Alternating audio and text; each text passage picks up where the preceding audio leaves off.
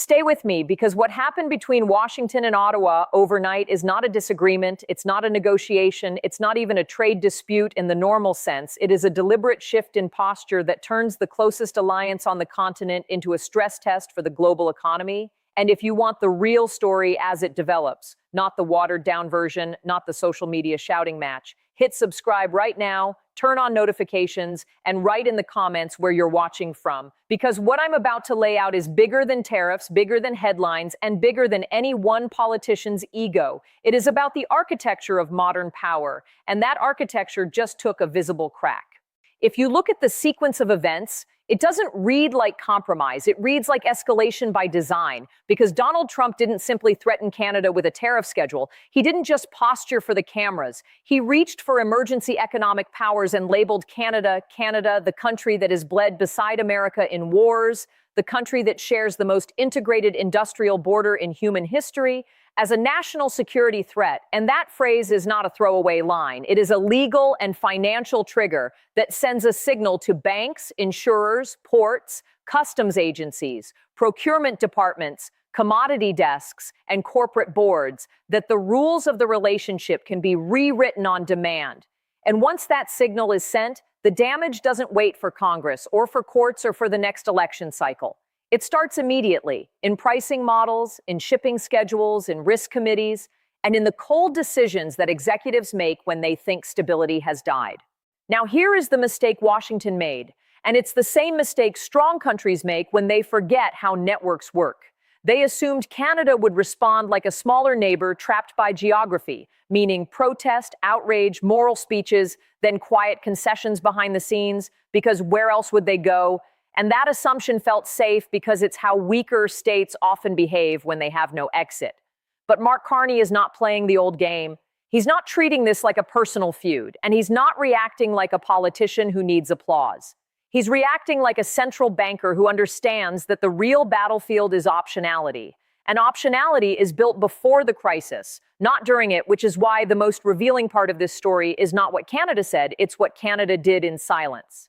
Because rewind 72 hours and focus on the quiet, because the quiet is the tell. After the initial standoff and the first wave of threats, Ottawa didn't flood the airwaves with defiance. It didn't leak angry briefings to look tough. It didn't chase Trump's narrative. It went dark in a way that made Washington and cable news assume surrender. And the White House filled that silence with fantasy, with smugness, with Canada is reaching out privately, with they'll fold, with the machine will work because we're bigger. And that is exactly how you get blindsided, because while Washington was performing, Ottawa was building. And you don't build in public, you build behind closed doors with drafts, lawyers, standards alignment, logistics planning, finance committees, and the boring but lethal machinery of modern statecraft.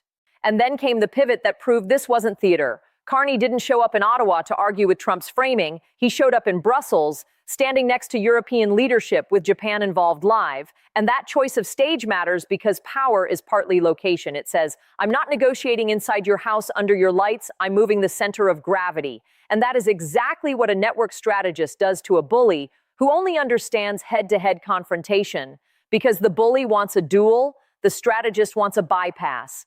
Now, Carney's move worked because it hit 3 pressure points at once, and each one was designed to create a specific kind of fear in Washington. Fear that the U.S. market is becoming optional, fear that the supply chain leverage is symmetrical, not one way, and fear that American leadership is no longer assumed by default. The first pressure point was Europe, and people underestimate how dangerous Europe is when it decides to move like a block, because it can absorb shocks, it can reroute demand, and it can make political decisions that markets treat as structural. Carney's emergency partnership wasn't marketed as a future trade talk. It was positioned as accelerated access, fast-tracked standards recognition, and preferential channels that basically tell manufacturers, farmers, and energy producers, you have a major alternative buyer ecosystem ready to expand its intake. And the key psychological twist is this. Even if Europe cannot replace the U.S. overnight, it doesn't need to. It only needs to prove that Canada has credible options, because the moment Canada has options, Trump's leverage collapses from absolute to conditional, and markets price conditional leverage very differently than they price monopoly leverage. The second pressure point was energy, And this is the one that turns political drama into household pain. Because American refineries, especially in the Midwest and Gulf Coast, are engineered for Canadian heavy crude. And that engineering is a physical constraint, not a debate. You can't simply buy elsewhere without retrofitting, without time, without cost, without disruption. And Carney's strategic brilliance is that he didn't have to cut the flow today to create pressure. He only had to demonstrate a plausible future where Canadian supply can be redirected, even partially, to Pacific buyers through accelerated infrastructure and emergency permitting. Because in energy markets, future threat changes present price, and present price changes present politics, which means you can win an argument about sovereignty without firing a shot simply by moving the expectation needle. The third pressure point was digital, and this is the one the average viewer doesn't feel immediately, but the elite panic over instantly. Because whoever sets digital standards sets the default future.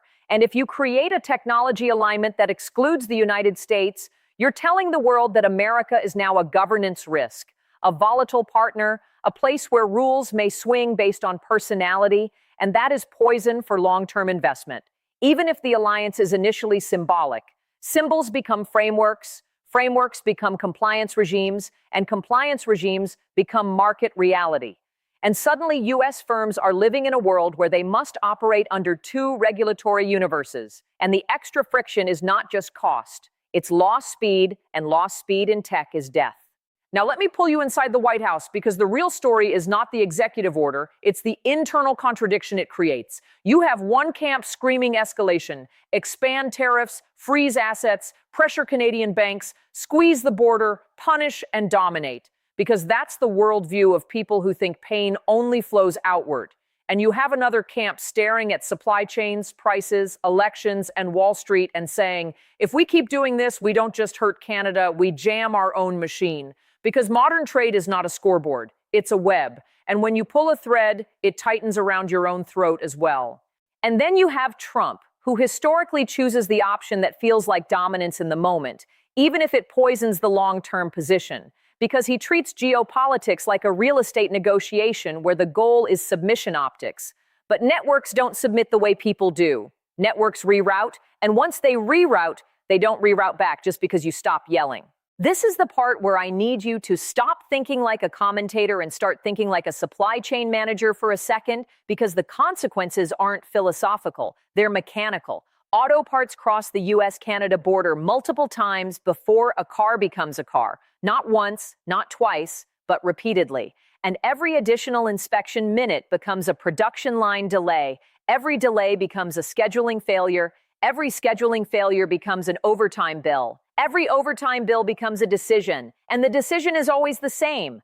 Where can we build this with less uncertainty? And uncertainty is the killer here, not tariffs alone.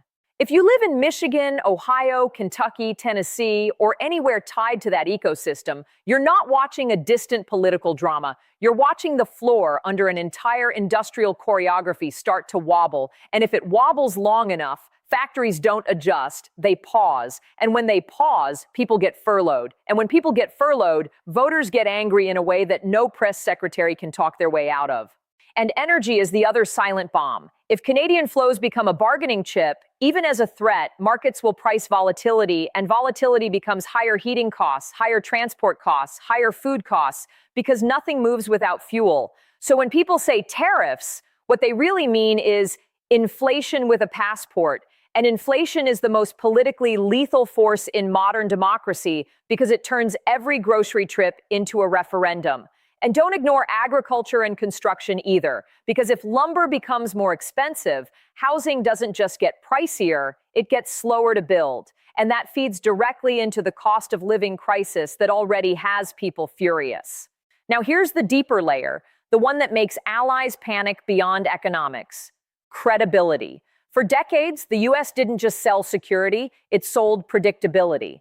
Allies assumed that even if American politics was loud, the system would keep agreements stable, and that assumption was the hidden subsidy that made the whole US-led order function.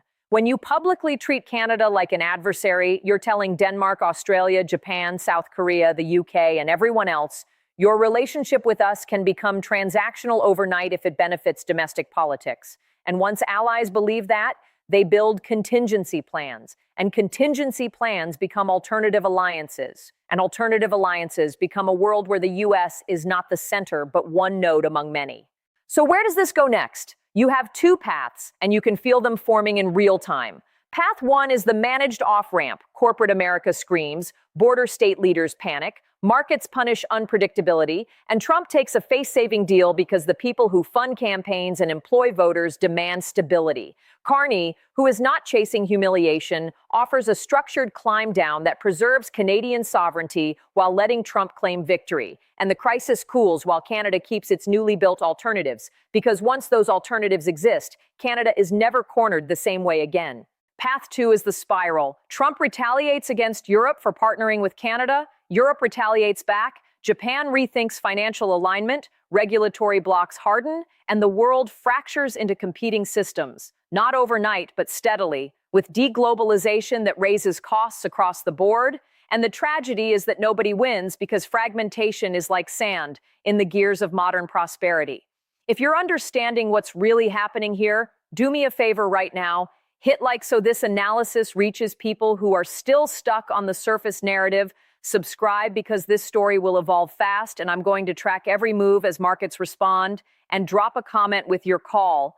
Does Trump de-escalate for stability, or does he double down for dominance? And does Carney's strategy protect Canada, or does it risk accelerating a global fracture that nobody can control? Because here's what I know for certain. Even if they patch this up tomorrow, the trust baseline is permanently lower. And in geopolitics, lowered trust becomes structural change. Canada now knows the US can turn on it politically, and the US now knows Canada can build options. And once both truths are public, the relationship is no longer a comfortable assumption. It's a negotiated reality that will have to be maintained actively. And that is a very different continent than the one we lived in before this week. So keep your eyes on three things in the next 48 hours. Watch whether the White House expands emergency measures or quietly sends an envoy. Watch whether Ottawa keeps widening alliances instead of chasing Washington. And watch the markets, because markets don't lie about fear, they price it. If you want the next update the minute it breaks, subscribe and turn notifications on, and share this with someone who thinks it's just politics. Because this isn't just politics anymore, it's the machine, and the machine is under stress.